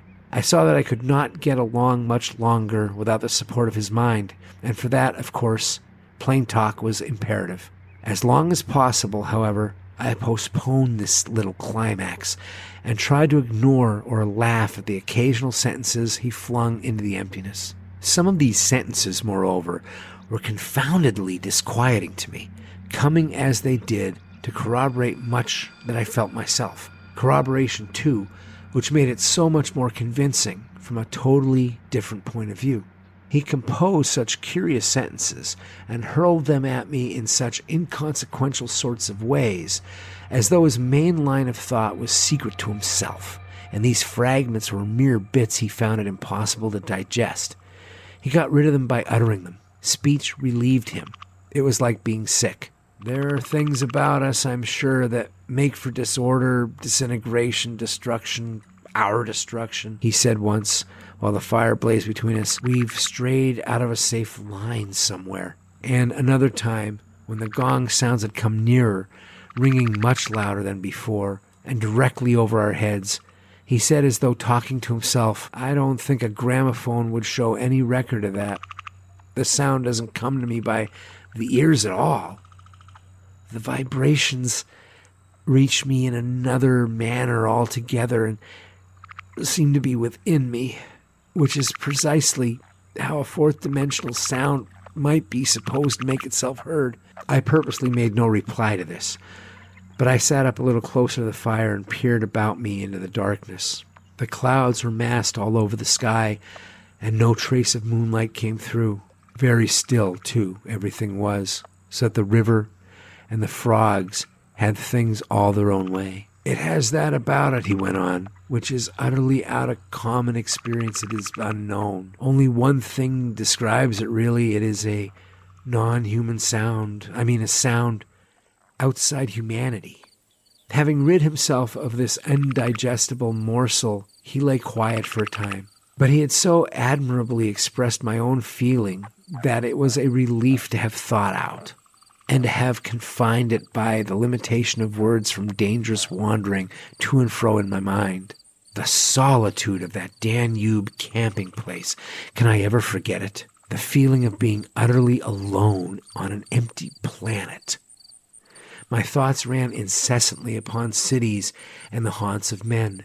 I would have given my soul, as the saying is, for the feel of those Bavarian villages we had passed through by the score, for the normal human commonplaces, peasants drinking beer, tables beneath the trees, hot sunshine, and a ruined castle on the rocks behind the red-roofed church. Even the tourists would have been welcome. Yet what I felt of dread was no ordinary ghostly fear. It was infinitely greater, stranger, and seemed to arise from some dim ancestral sense of terror, more profoundly disturbing than anything I had known or dreamed of. We had strayed, as a Swede put it, into some region or some set of conditions where the risks were great, yet unintelligible to us, where the frontiers of some unknown world lay close about us. It was a spot held by the dwellers in some outer space, a sort of peephole whence they could spy upon the earth, themselves unseen, a point where the veil between had worn a little thin. As the final result of too long a sojourn here, we should be carried over the border and deprived of what we called our lives, yet by mental, not physical processes. In that sense, as he said, we should be the victims of our adventure, a sacrifice. It took us in different fashion, each according to the measure of his sensitivities and powers of resistance. I translated it vaguely into a personification of the mightily disturbed elements, investing them with the horror of a deliberate and malefic purpose, resentful of our audacious intrusion into their breeding place, whereas my friend threw it into the unoriginal form at first of a trespass on some ancient shrine, some place where the old gods still hold sway, where the emotional forces of former worshippers still clung, and the ancestral portion of him yielded to the old pagan spell. At any rate, here was a place unpolluted by men, kept clean by the winds from coarsening human influences, a place where spiritual agencies were within each and aggressive. Never before or since have I been so attacked by indescribable suggestions of a beyond region, of another scheme of life, another revolution not parallel to the human. And in the end, our minds would succumb under the weight of the awful spell, and we should be drawn across the frontier into their world. Small things testified to the amazing influence of the place, and now in the silence round the fire they allowed themselves to be noted by the mind. The very atmosphere had proved itself a magnifying medium to distort every indication. The otter rolling in the current, the hurrying boatman making signs, the shifting willows, one and all had been robbed of its natural character and revealed in something of its other aspect, as it existed across the border to that other region. And this changed aspect, I felt, was now not merely to me, but to the race. The whole experience whose verge we touched was unknown to humanity at all. It was a new order of experience, and in the true sense of the word, unearthly. It's the deliberate, calculating purpose that reduces one's courage to zero, the Swede said, as if he had been actually following my thoughts. Otherwise, imagination might count for much, but the paddle, the canoe, the lessening food... Haven't I explained all that once? I interrupted viciously. You have. You have indeed. He made other remarks too, as usual, about what he called the plain determination to provide a victim. But having now arranged my thoughts better, I recognized that this was simply the cry of his frightened soul against the knowledge that he was being attacked in vital part and that he would be somehow taken or destroyed. The situation called for a courage and calmness of reasoning that neither of us could compass, and I have never before been so clearly conscious of two persons in me, the one that explained everything and the other that laughed at such foolish explanations, yet was also horribly afraid. Meanwhile, in the pitchy night, the fire died down and the wood pile grew small. Neither of us moved to replenish the stock, and the darkness consequently came up very close to our faces. A few feet beyond the circle of firelight, it was inky black. Occasionally, a stray puff of wind set the willows shivering about us. But apart from this not very welcome sound, a deep and depressing silence reigned, broken only by the gurgling of the river and the humming in the air overhead. We both missed, I think, the shouting company of the winds. At length, at a moment when a stray puff prolonged itself as though the wind were about to rise again, I reached the point for me of saturation, the point where it was absolutely necessary to find relief in plain speech, or else to betray myself by some hysterical extravagance that must have been far worse in its effect upon both of us. I kicked the fire into a blaze and turned to my companion abruptly. He looked up with a start. "I can't disguise it any longer," I said. "I don't like this place and the darkness and the noises and the awful feelings I get. There's something here that beats me utterly. I am in a blue funk, and that's the plain truth. If the other shore was different, I swear I'd be inclined to swim for it." The Swede's face turned very white beneath the deep tan of sun and wind. He stared straight at me and answered quietly, but his voice betrayed his huge excitement by its unnatural calmness. For the moment, at any rate, he was the strong man of the two. He is more phlegmatic, for one thing. "It's not a physical condition we can escape from by running away," he replied in the tone of a doctor diagnosing some grave disease. "We must sit tight and wait. There are forces close here that could kill a herd of elephants in a second, as easily as you or I could squash a fly. Our only chance is to keep perfectly still. Our insignificance perhaps may save us." I put a dozen questions into my expression of a face, but found no words. It was precisely like listening to an accurate description of a disease whose symptoms had puzzled me. I mean that so far, although aware of our disturbing presence, they have not found us. not located us, as the Americans say. They're blundering about like men hunting for a leak of gas. The paddle and canoe and provisions prove that. I think they feel us, but cannot actually see us. We must keep our minds quiet. It's our minds they feel. We must control our thoughts, or it's all up with us. Death, you mean? I stammered. Worse, by far. Death, according to one's belief, means either annihilation or release from the limitations of the senses, but it involves no change of character. You don't suddenly alter just because the body's gone. But this means a radical altercation, a complete change, a horrible loss of oneself by substitution, far worse than death, and not even annihilation. We happen to have camped in a spot where their region touches ours, where the veil between has worn thin. Ours. He was using my very own phrase, my actual words, so that they are aware of our being in their neighborhood. But who are aware? I asked. I forgot the shaking of the willows in the windless calm, the humming overhead, everything except that I was waiting for an answer that I dreaded more than I can possibly explain. He lowered his voice at once to reply, leaning forward a little over the fire. An indefinable change in his face made me avoid his eyes and look down upon the ground.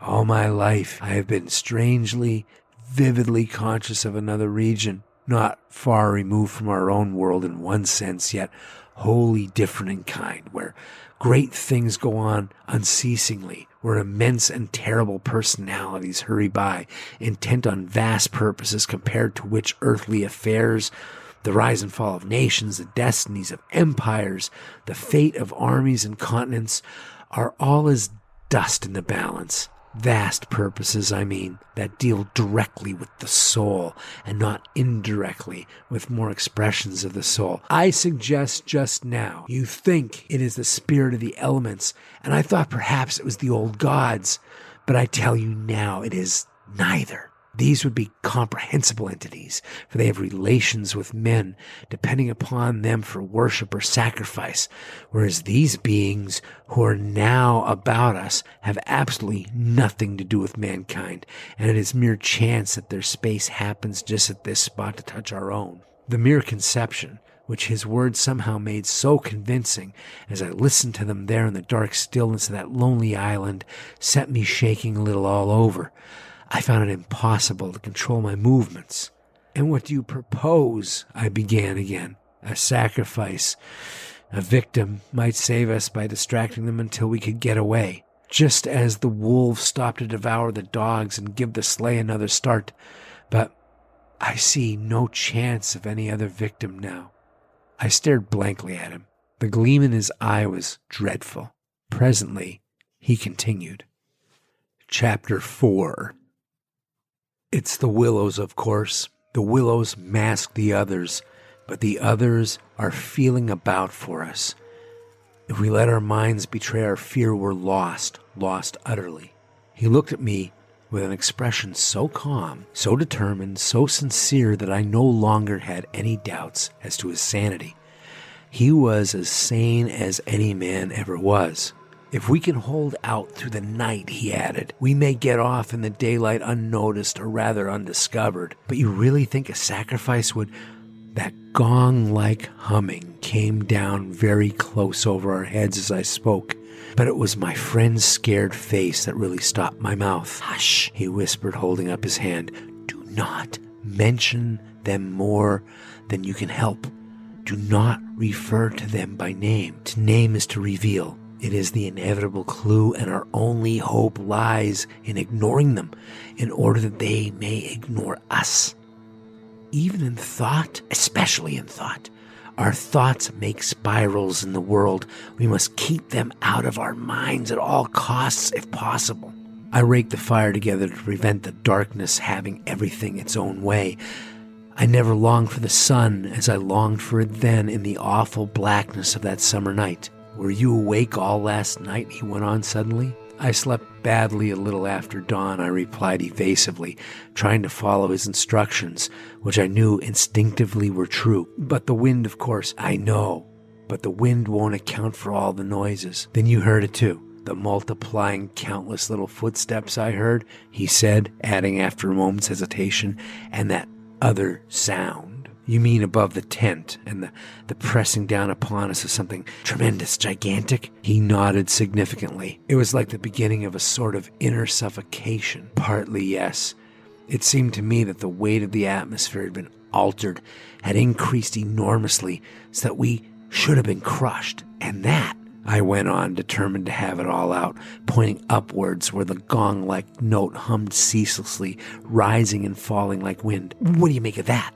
"It's their sound. It's the sound of their world, the humming in their region. The division here is so thin that it leaks through somehow. But if you listen carefully, you'll find it's not above so much as around us. It's in the willows. It's the willows themselves humming, because here the willows have been made symbols of the forces that are against us." I could not follow exactly what he meant by this, yet the thought and idea in my mind were beyond question the thought and idea in his. I realized what he realized, only with less power of analysis than his. It was on the tip of my tongue to tell him at last about my hallucination of the ascending figures and the moving bushes, when he suddenly thrust his face again close into mine across the firelight and began to speak in a very earnest whisper. He amazed me by his calmness and pluck, his apparent control of the situation. This man I had for years deemed unimaginative, stolid. "Now listen," he said. "The only thing for us to do is to go on as though nothing had happened, follow our usual habits, go to bed and so forth. Pretend we feel nothing and notice nothing. It is a question wholly of the mind, and the less we think about them, better our chance of escape. Above all, don't think, for what you think happens." "All right," I managed to reply. "All right, I'll try. But tell me one more thing first. Tell me what you make of those hollows in the ground all about us, those sand funnels." "No," he cried, forgetting to whisper in his excitement. "I dare not, simply dare not put the thought into words. If you have not guessed, I am glad. Don't try to. They've put it into my mind. Try your hardest to prevent their putting it into yours." He sank his voice again to a whisper before he finished, and I did not press him to explain. There was already just about as much horror in me as I could hold. The conversation came to an end, and we smoked our pipes busily in silence. Then something happened, something unimportant apparently, as the way is when the nerves are in a very great state of tension, and this small thing, for a brief space, gave me an entirely different point of view. I chanced to look down at my sand shoe, the sort we used for the canoe, and something to do with the hole at the toe suddenly recalled to me the London shop where I had bought them, the difficulty the man had in fitting me, and other details of the uninteresting but practical operation. At once, in its train, followed a wholesome view of the modern skeptical world I was accustomed to move in at home. I thought of roast beef and ale and motor cars, policemen, brass bands, and a dozen other things that proclaim the soul of ordinariness or utility. The effect was immediate and astonishing even to myself. Psychologically, I suppose, it was simply a sudden and violent reaction after the strain of living in an atmosphere of things that to the normal consciousness must seem impossible and incredible. But whatever the cause, it momentarily lifted the spell from my heart and left me for the short space of a minute feeling free and utterly unafraid. I looked up at my friend opposite. "You damn old pagan," I cried, laughing loud at his face. "You imaginative idiot. You superstitious idolater. You—" I stopped in the middle, seized anew by the old horror. I tried to smother the sound of my voice as something sacrilegious. The Swede, of course, heard it too. The strange cry overhead in the darkness, and that sudden drop in the air, as though something had come nearer. He had turned ashen white under the tan. He stood bolt upright in front of the fire, stiff as a rod, staring at me. "After that, we must go. We can't stay now. We must strike camp this very instant and go on, down the river." He was talking, I saw, quite wildly, his words dictated by abject terror, the terror he had wrested so long, but which had caught him at last. "In the dark," I exclaimed, shaking with fear after my hysterical outburst, but still realizing our position better than he did. "Sheer madness. The river is in flood, and we've only got a single paddle. Besides, we only go deeper into their country. There's nothing ahead for 50 miles but willows, willows, willows."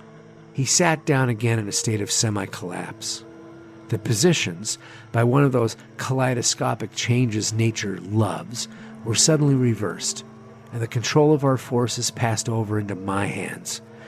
His mind at last had reached the point where it was beginning to weaken. "What on earth possessed you to do such a thing?" he whispered with the awe of genuine terror in his voice and face. I crossed round to his side of the fire.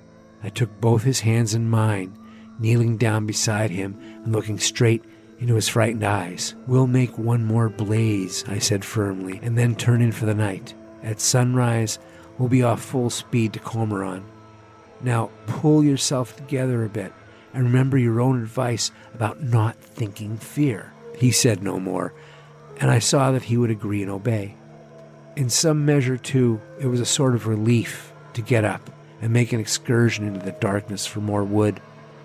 We kept close together, almost touching, groping among the bushes and along the bank. The humming overhead never ceased, but seemed to me to grow louder as we increased our distance from the fire. It was shivery work. We were grubbing away in the middle of a thickish clump of willows, where some driftwood from a former flood had caught high among the branches, when my body was seized in a grip that made me half drop upon the sand. It was the Swede. He had fallen against me and was clutching me for support. I heard his breath coming and going in short gasps. "Look, by my soul," he whispered, and for the first time in my experience, I knew what it was to hear tears of terror in a human voice. He was pointing to the fire, some 50 feet away. I followed the direction of his finger, and I swear my heart missed a beat. There, in front of the dim glow, something was moving. I saw it through a veil that hung before my eyes like the gauze drop curtain used at the back of a theater, hazily a little. It was neither human nor animal. To me, it gave the strange impression of being as large as several animals grouped together, like horses, 2 or 3, moving slowly. The Swede, too, got a similar result, though expressing it differently, for he thought it was shaped and sized like a clump of willow bushes, rounded at the top and moving all over upon its surface, coiling upon itself like smoke, he said. I watched it settle downwards through the bushes. "Look, by God, it's coming this way. Oh," he gave a kind of whistling cry. They found us." I gave one terrified glance, which just enabled me to see that the shadowy form was swinging towards us through the bushes, and then I collapsed backwards with a crash into the branches. These failed, of course, to support my weight, so that with the Swede on top of me, we fell in a struggling heap upon the sand. I really hardly knew what was happening. I was conscious only of a sort of enveloping sensation of icy fear that plucked the nerves out of their fleshy covering, twisting them this way and that, and replaced them quivering. My eyes were tightly shut. Something in my throat choked me. A feeling that my consciousness was expanding, extending out into space, swiftly gave way to another feeling that I was losing it altogether and about to die. An acute spasm of pain passed through me, and I was aware that the Swede had hold of me in such a way that he hurt me abominably. It was the way he caught at me in falling. But it was the pain, he declared afterwards, that saved me. It caused me to forget them and think of something else at the very instant when they were about to find me. It concealed my mind from them at the moment of discovery, yet just in time to evade their terrible seizing of me. He himself, he says, actually swooned at the same moment, and that was what saved him. I only know that at a later date, how long or short is impossible to say, I found myself scrambling out of the slippery network of willow branches and saw my companion standing in front of me, holding out a hand to assist me. I stared at him in a dazed way, rubbing the arm he had twisted for me. Nothing came to me to say somehow. I lost consciousness for a moment or two, I heard him say. That's what saved me. It made me stop thinking about them. You nearly broke my arm in two, I said, uttering my only connected thought at the moment. A numbness came over me. That's what saved you, he replied. Between us, we've managed to set them off on a false tack somewhere. The humming has ceased. It's gone, for the moment at any rate. A wave of hysterical laughter seized me again, and this time spread to my friend too. Great healing gusts of shaking laughter that brought a tremendous sense of relief in their train. We made our way back to the fire and put the wood on so that it blazed at once. Then we saw that the tent had fallen over and lay in a tangled heap upon the ground. We picked it up, and during the process tripped more than once and caught our feet in sand. It's those sand funnels, exclaimed the Swede, when the tent was up again and the firelight lit up the ground for several yards about us. And look at the size of them. All round the tent and about the fireplace, where we had seen the moving shadows, there were deep funnel-shaped hollows in the sand, exactly similar to the ones we had already found over the island, only far bigger and deeper, beautifully formed, and wide enough in some instances to admit the whole of my foot and leg. Neither of us said a word. We both knew that sleep was the safest thing we could do, and to bed we went accordingly without further delay, having first thrown sand on the fire and taken the provision sack and the paddle inside the tent with us.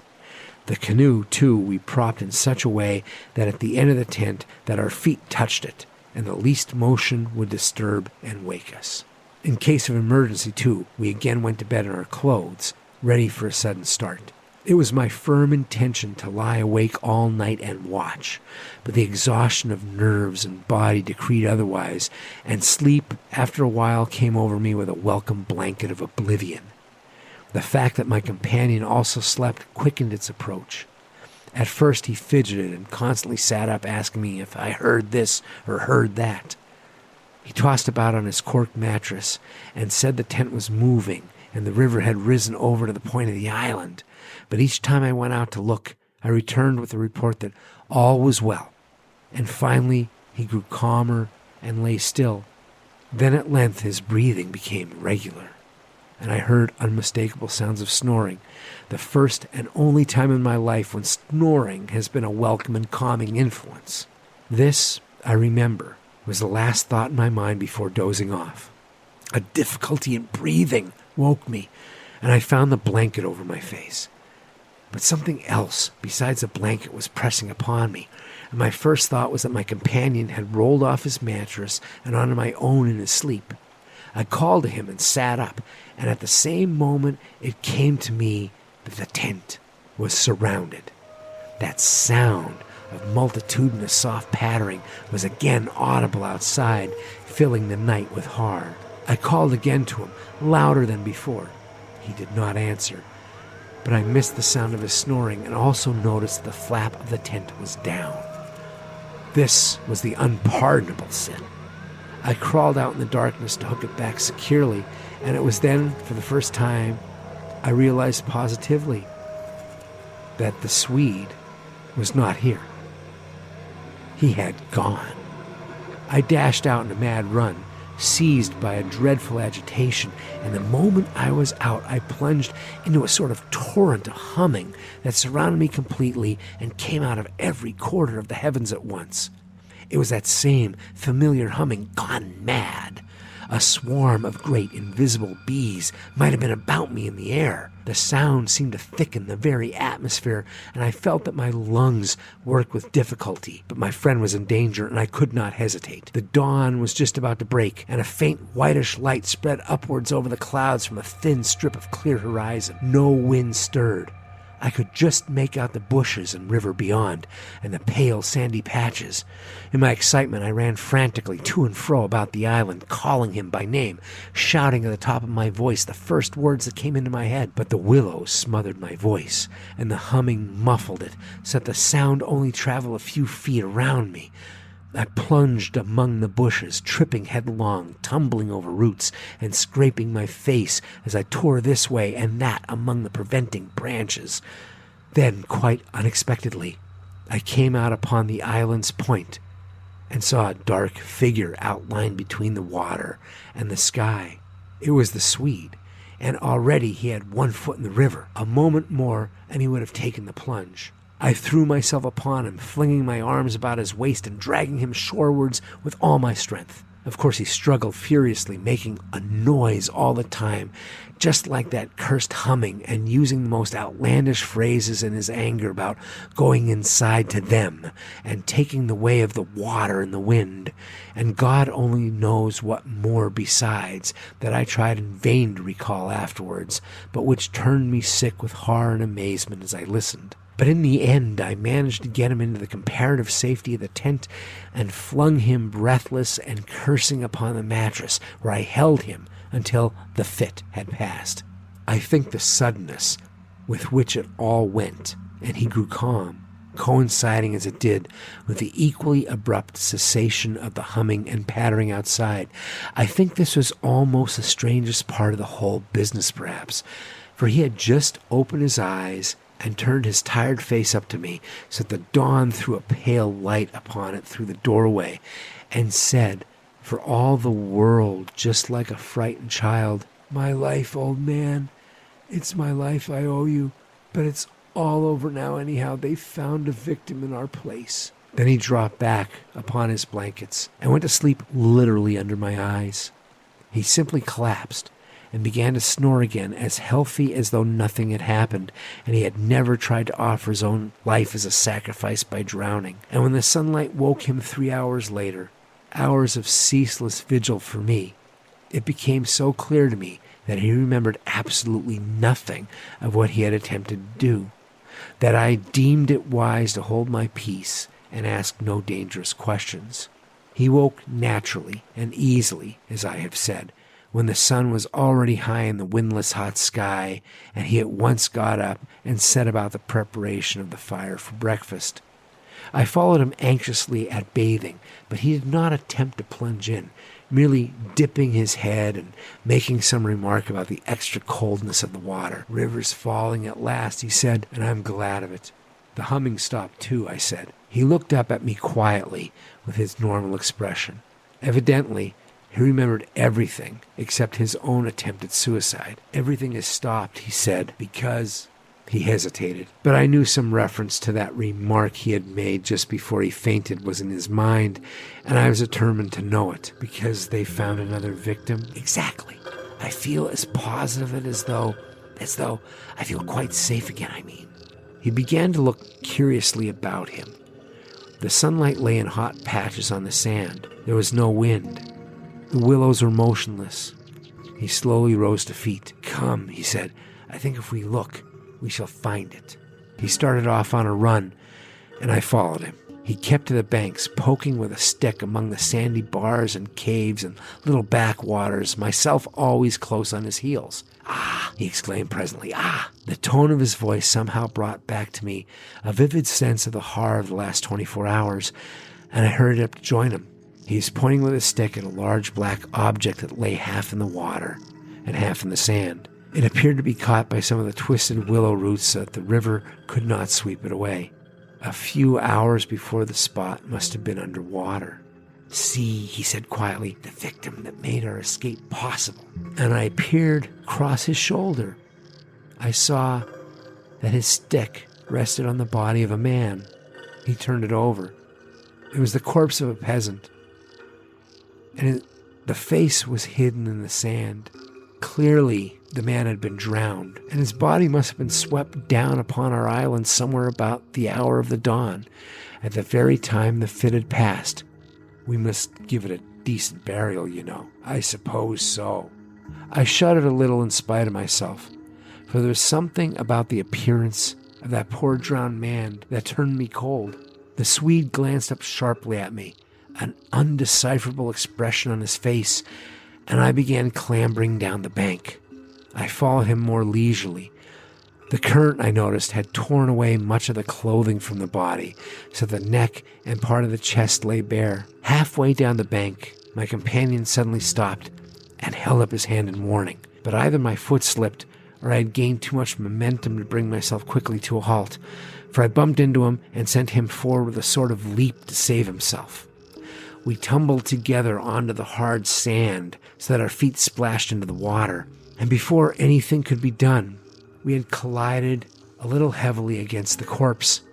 The Swede uttered a sharp cry, and I sprang back as if I had been shot. At the moment we touched the body, there rose from its surface the loud sound of humming, the sound of several hummings, which passed with a vast commotion, as of winged things in the air about us, and disappeared upwards into the sky, growing fainter and fainter until they finally ceased in the distance. It was exactly as though we had disturbed some living yet invisible creatures at work.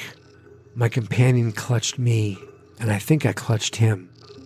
But before either of us had time properly to recover from the unexpected shock, we saw that a movement of the current was turning the corpse round so that it became released from the grip of the willow roots. A moment later, it had turned completely over, the dead face uppermost, staring at the sky. It lay on the edge of the main stream. In another moment, it would be swept away. The Swede started to save it, shouting again something I did not catch about a proper burial, and then abruptly dropped upon his knees on the sand and covered his eyes with his hands. I was beside him in an instant. I saw what he had seen, for just as the body swung round to the current, the face and the exposed chest turned full towards us and showed plainly how the skin and flesh were indented with small hollows, beautifully formed and exactly similar in shape and kind to the sand funnels they had found all over the island. "Their mark," I heard my companion utter under his breath. "Their awful mark." And when I turned my eyes again from his ghastly face to the river, the current had done its work, and the body had been swept away into midstream and was already beyond our reach and almost out of sight, turning over and over again on the waves like an otter. The end.